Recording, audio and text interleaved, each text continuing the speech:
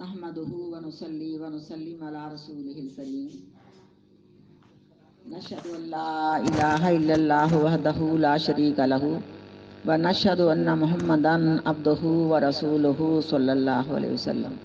رب اشرح لي صدري ويسر لي أمري واحلل عقدة من لساني يفقهوا قولي أعوذ بالله السميع العليم من الشيطان الرجيم من همزه ونفخه ونفسه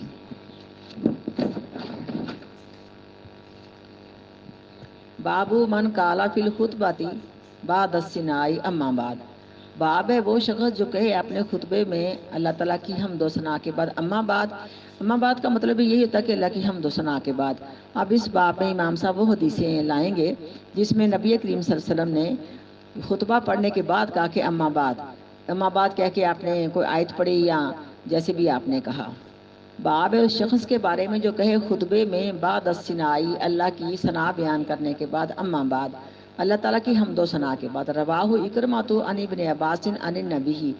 روایت کیا اس حدیث کو اکرمہ نے. وہ روایت کرتے ہیں عبداللہ بن عباس رضی اللہ تعالیٰ عنہ سے. عن النبی عبداللہ بن عباس روایت کرتے ہیں اس حدیث کو نبی کریم صلی اللہ علیہ وسلم سے.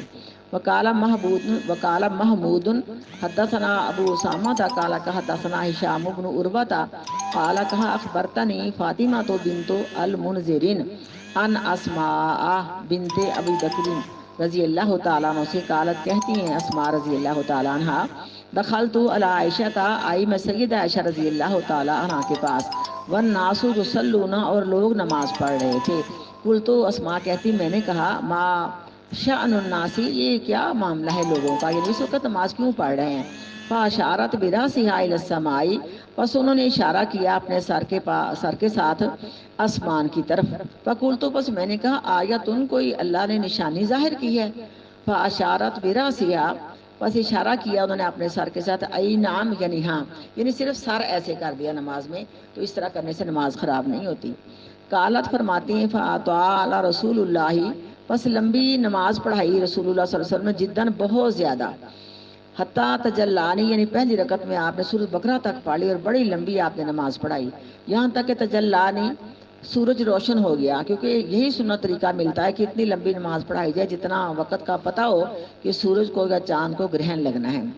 المغشیو کہتی لمبی نماز کی وجہ سے مجھے غشیاں آنے لگی کیونکہ گرمی کا موسم تھا تو مجھے بے ہوشی آنے لگی. ویلا جنبی قربۃ فیہا ماء اور میری ایک جانب مشکیزہ تھا جس میں پانی تھا. ففتحتھا پس میں نے اس کا منہ کھولا. فجعلت پس میں شروع ہوئی اصب منہا علی راسی ڈالنے لگی اس پانی کو اپنے سر پر. جیسے گرمی میں انسان سر پر پانی ڈالتا ہے نا روزہ رکھا ہو یا تلخی ہو تو اس طرح سکون مل جاتا ہے. فانصرف رسول اللہ صلی اللہ علیہ وسلم بس فارغ ہوئے رسول اللہ صلی اللہ علیہ وسلم نماز پڑھنے سے. وقد تجلت الشمس اور تحقیق روشن ہو چکا تھا سورج. خطب الناس پس خطبہ دیا آپ نے لوگوں کو یعنی آپ نے خطبے میں یہی کہا تھا کہ جاہلیت کے زمانے کا لوگوں کا خیال تھا کہ جب سورج یا چاند گرہن لگتا ہے تو کسی بڑے آدمی کی وفات ہوتی ہے کسی بڑے آدمی کا پیدا ہونے کا معاملہ ہوتا ہے. قدرت کی بات ہے جس طرح نبی کریم صلی اللہ علیہ وسلم کا بیٹا ابراہیم فوت ہوا تھا نا رضی اللہ تعالیٰ عنہ اس دن یہ سورج کو گرہن لگا تھا تو آپ نے اللہ کی حمد و ثنا بیان کر کے نا خطبہ دیا تھا کہ سورج چاند دونوں اللہ کی نشانیوں میں سے ہیں اور کسی کے نہ مرنے کی وجہ سے ان کو گرہن لگتا ہے نہ کسی کے پیدا ہونے کی وجہ سے گرہن لگتا ہے. فخطب الناس پس خطبہ ارشاد فرمایا آپ نے لوگوں کو. فحمد اللہ پس آپ نے اللہ تعالیٰ کی تعریف بیان کی. بما ہوا اہلہ اللہ تعالیٰ وہ اپنی تعریف کے خود لائق ہے یعنی اللہ اپنی ذات میں محمود ہے. ثم قالا پھر آپ نے فرمایا اما بعد تو اما بعد کا لفظ لا کے نا امام صاحب نے اس اپنا حدیث کو ترجمہ الباب کے ساتھ ملا دی کیونکہ اس سے ہی ترجمہ الباب سے حدیث ملتی ہے. پھر آپ نے فرمایا اما بعد اللہ تعالیٰ کی حمد و ثنا کے بعد. قالت کہتی ہیں ولاگیتا نسوۃ من الانصار اور کچھ تھوڑا سا شور ہونے لگ گیا انصارہ کی عورتوں میں. فانکفات الیہن پس میں پلٹ کے آئی ان کی طرف. لاسکتا ہننا، تاکہ میں ان کو خاموش کراؤں۔ اسماء فرماتی رضی اللہ تعالیٰ عنہ کے پاک پیغمبر نے کوئی جملہ بولا اپنے درس میں، اپنے خطبے میں، تقریر میں، تو عورتوں نے تھوڑا سا شور کیا تو مجھے بات نہ سن پائی، تو میں نے واپس آ کے ان کو چپ کرایا اور میں نے پوچھا کہ آپ نے کیا ارشاد فرمایا تھا، جبکہ صحابہ کرام سارے رونے لگ گئے تھے۔ وہ بات یہی آپ نے ارشاد فرمائی تھی کہ قبروں کے اندر انسان دجال سے بھی زیادہ سخت طریقے سے آزمایا جائے گا۔ یہ بات سن کے صحابہ کرام رونے لگ گئے۔ دیکھو دجال کے فتنے کے متعلق ہم نے کتنا کچھ جانا۔ اس وقت تو زمین میں ساری مخلوق ہوئی، قبر کے اندر جب فرشتوں نے سوال و جواب کرنے ہیں تو انسان کی آزمائش اس سے بھی سخت ہوگی۔ لیکن قبر میں جواب دینے والوں کو جو اللہ تعالیٰ کی توحید کا عقیدہ ہے، یہ ثابت قدمی نصیب کرے گا۔ اللہ تعالیٰ ہم سب کو ثابت قدمی نصیب کرے۔ یہ قبر کے سوالوں کے جواب سب سے بھیانک منظر ہیں۔ حدیث میں آتا ہے آخرت کی گھاٹیوں میں سے سب سے پہلی گھاٹی قبر کی ہے۔ اگر اس میں انسان کامیاب ہو گیا، سوالوں کے جواب ٹھیک دے دیے، اس کے بعد جو باقی قیامت کے معاملات ہیں اللہ تعالیٰ اس میں بھی انسان کو ثابت قدمی دے گا، کیونکہ اللہ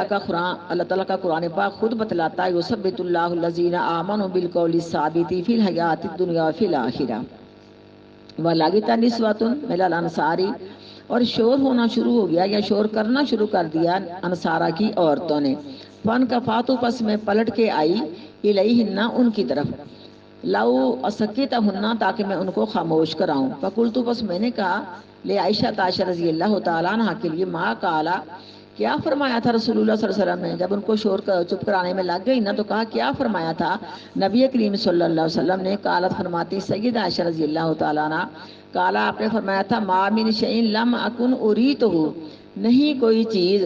کہ میں نے اس سے پہلے نہیں دیکھی تھی، الا وقد رأیتہ فی مقامی ھذا، مگر تحقیق میں نے دیکھ لیا اس کو اپنی اس جگہ کھڑے کھڑے، حتی الجنت والنار، کیونکہ آپ نے اس نماز میں کچھ پکڑنا چاہا اور تھوڑا سا پیچھے ہٹے، تو جب آپ کو پوچھا صحابہ کرام نے تو آپ نے کہا مجھے جنت دکھائی گئی، میں نے اس میں انگوروں کا خوشہ دیکھا، مجھے اتنا خوبصورت لگا، میں آگے ہو کے اس کو پکڑنے لگا، تو آپ نے فرمایا اگر پکڑ لیتا نا تو قیامت تک اس کو کھاتے وہ ختم نہ ہوتا، لیکن جب میں پیچھے ہٹا تو میں نے سامنے دیوار میں جہنم دیکھی، میں نے اتنا برا منظر کبھی نہیں دیکھا اور نہ جنت سے زیادہ پیارا منظر دیکھا، سب کچھ میرے اللہ نے آپ کو، میں کہتی ہوں اپنی آج کل کی زبان میں جلدی سمجھنے کے لیے کہ اللہ تعالیٰ نے کعبۃ اللہ والی دیوار پر نا LCD لگا دی تھی، جس سے میرے اللہ نے سارا جنت کا منظر دکھایا، جہنم کا منظر دکھایا، پتہ نہیں کیا کچھ اللہ نے میرے پاک پیغمبر کو دکھایا، مگر تحقیق میں نے دیکھ لیا اس کو فی مقامی ھذا، اپنی اس جگہ میں، حتی الجنت والنار، یہاں تک کہ جنت بھی اور جہنم بھی، وَإِنَّهُ قَدْ أُوحِيَ إِلَيَّ، اور بے شک تحقیق وحی کی گئی میری طرف، انکم، بے شک تم، تفتنون فی القبور، آزمائے جاؤ گے اپنی قبروں میں، مثلا او قریبا من فتنۃ المسیح الدجال، مسیح الدجال کے فتنے کے مطابق یا اس سے بھی قریب فتنہ، اس لیے میرے بیٹا جب پاک پیغمبر صلی اللہ علیہ وسلم کو اللہ نے بتا دیا کہ قبروں کے اندر عذاب ہے، وہ ہم نے حدیث پیچھے پڑھی ہوئی ہے نا، سیدہ عائشہ رضی اللہ تعالیٰ تشریف فرما تھی کہ ایک عورت آئی جس نے کہا کہ اے میری پیاری بیٹی تجھ کو اللہ قبر کے عذاب سے بچائے، تو کہتی میں نے نبی کریم صلی اللہ علیہ وسلم سے پوچھا کہ قبروں کے اندر عذاب ہوتا ہے؟ تو آپ نے فرمایا یہودیوں کو ہوتا ہوگا۔ ابھی آپ کو اللہ تعالیٰ نے نہیں بتایا تھا کہ قبروں میں امت محمدیہ کے لیے بھی وہی پیغام ہے، کیونکہ یہودیوں کا عذاب تو آپ نے اپنی آنکھوں سے بھی دیکھا تھا، اس کے بعد جب اللہ کا حکم آ گیا کہ ہر قبر میں انسان کو آزمایا جائے گا اور ناکام ہونے والے کو قبر کے اندر عذاب ہوگا، یہ بڑی سچی پکی خبریں ہیں پاک پیغمبر کی حدیثوں کے مطابق۔ تو جو لوگ کہتے ہیں کہ مر گئے تو ہمیں عذاب نہیں ہو سکتا، غلط کہتے ہیں۔ اس وقت سے نبی کریم صلی اللہ علیہ وسلم نے اپنی اتحیات میں 4 چیزوں سے پناہ مانگے بغیر سلام نہیں پھیری۔ وہ آپ کو حدیث آتی ہے نا، اللہم انی اعوذ بک من عذاب القبر واعوذ بک من عذاب جہنم، یہ 4 چیزوں سے آپ نے پناہ مانگی، پھر آپ نے نماز پڑھی ہے۔ اور سورۃ کہف جو ہے اس کی پہلی 10 آیتیں دجال کے فتنے سے بچانے کے لیے کافی اور شافی ہیں، راشدات تک 10 آیتیں یاد کر لی جائیں۔ یہ حدیث مسلم کی اور آخر والی حدیثوں کی کہ آخری والی آیتیں وہ حدیث ضعیف ہے، لیکن ہم ماشاءاللہ یہ صورت ہر جمعے پڑھتی ہیں۔ اس کے علاوہ بھی اگر کوئی دجل، کوئی لڑائی، کوئی جھگڑا، کوئی اس طرح کی پریشانی ہے نا تو ہم سورۃ کہف کی 10 آیتیں پہلی پڑھ سکتی ہیں۔ تو بہرحال اللہ تعالیٰ ہمیں اپنی رحمت کے ساتھ دجال کے فتنے سے بھی بچائے اور قبر کے فتنوں سے بھی اللہ تعالیٰ ہمیں محفوظ رکھے۔ یوت احدکم،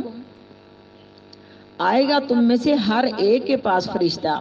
فیقالو، پس کہے گا لہو اس کو، ما علم کا بہذا الرجل، کیا علم حاصل کیا یا کیا معلوم ہے تجھ کو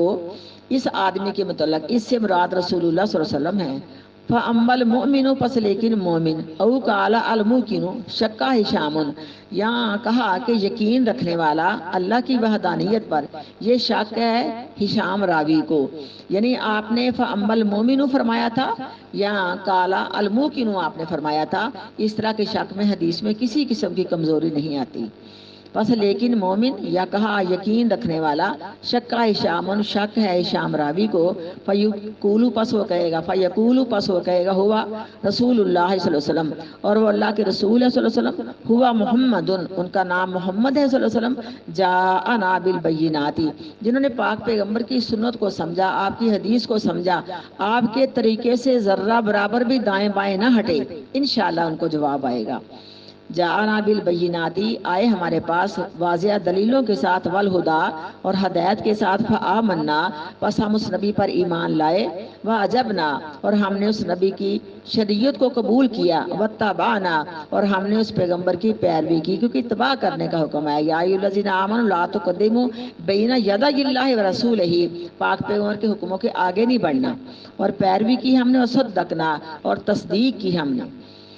فَيُقَالُ لَهُ پس کہا جاتا ہے اس کے لیے، نم سو جا صالحاً تو صالح آدمی ہے، قد کنا نعلم تحقیق ہم جانتے تھے، ان کنتا لمؤمنا بہ بے شک تو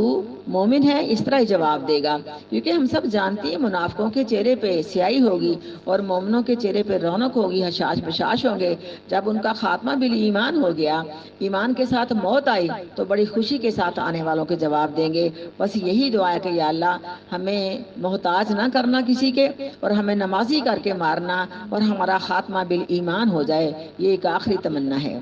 وَأَمَّا الْمُنَافِقُ اور لیکن منافق، او مرتاب شکا ہشامن یا دین میں شک کرنے والا، یعنی جیسے منافق ہے، یہاں آپ نے لفظ منافق بولا تھا، یہاں آپ نے مرتاب بولا تھا، یہ بھی ہشام راوی کو شک ہے، اور لیکن منافق یا شک کرنے والا شک ہے ہشام راوی کو، فیقال لہ پس کہا جاتا ہے اس کو، ما علموں کا بہذا الرجل کیا جانتا ہے تو اس آدمی کے بارے میں، فیقول پس کہے گا بدقسمت لا ادری، یعنی کہے گا ہاں لا ادری میں نہیں جانتا، میں نہیں جانتا، سمیعت الناس سنا تھا میں نے لوگوں سے، کیونکہ دل کے یقین سے کلمہ نہیں پڑھا نا، زبان سے کلمہ پڑھا منافق نے، اور دل سے تو اس کی ہمدردیاں ساری کافروں کے ساتھ تھی۔ سمیعت الناس سنا تھا میں نے لوگوں سے، یقولون شیئا وہ کچھ اس کے بارے میں کہتے تھے، فقلت پس میں نے کہا، میں نے ویسے ہی کہہ دیا، جیسے لوگ کہتے تھے، یہ سنا میں نے لوگوں سے وہ کہتے تھے، ویسے ہی میں نے کہنا شروع کر دیا۔ قال ہشام کہا ہشام راوی نے، فلقد قالت لی فاطمہ تو پس البتہ تحقیق فرمایا میرے لیے فاطمہ رضی اللہ تعالی عنہ نے، فأوعیتہ غیر انہا ذکرت ما یغلظ علیہ، یعنی کہتی ہیں کہ جب وہ شور و غل ہوا سوائے اس کے بے شک مجھے وہ بات سمجھ میں نہ آئی، ما یغلظ علیہ کہ منافقوں کو قبر میں کتنا سخت عذاب ہوگا، کہتے یہ سارے الفاظ مجھے سنے نہ گئے جب میں ان کو چپ کرانے لگ گئی کہ اس منافق کو قبر میں کیسے عذاب آپ نے بتایا تھا، وہ ہم نے حدیثوں کے اندر پڑھا ہوا ہے کہ قبر مل جاتی، پسلیاں توڑ دیتی ہے۔ سورۃ حج میں اللہ فرماتے ہیں کہ لوہے کے ہتھوڑے مقرر کیے گئے ہیں جو ان کے سروں پہ مارتے، کہ دماغ میں طاقت نہیں تھی اپنی اللہ کی پہچان کی، اور پاک پیغمبر کے نبی ہونے کا تمہیں یقین نہیں آیا تھا، تم نے شریعت نہیں پڑھی تھی۔ آتا حدیث میں کہ اگر وہ ہتھوڑا پہاڑ پہ مارا جائے تو وہ بھی ریزہ ریزہ ہو جائے۔ قبر کے عذاب سے اللہ بچا کے رکھے۔ قبر کے عذاب کے متعلق بہت ساری صحیح بخاری اور مسلم کی حدیثیں ہیں۔ حدثنا محمد بن معمر قال حدثنا ابو عاصم عن جویر بن حازم قال سمعت الحسن سنا میں نے حسن سے یقول کہتے تھے، حدثنا عمرو بن تغلبہ ان رسول اللہ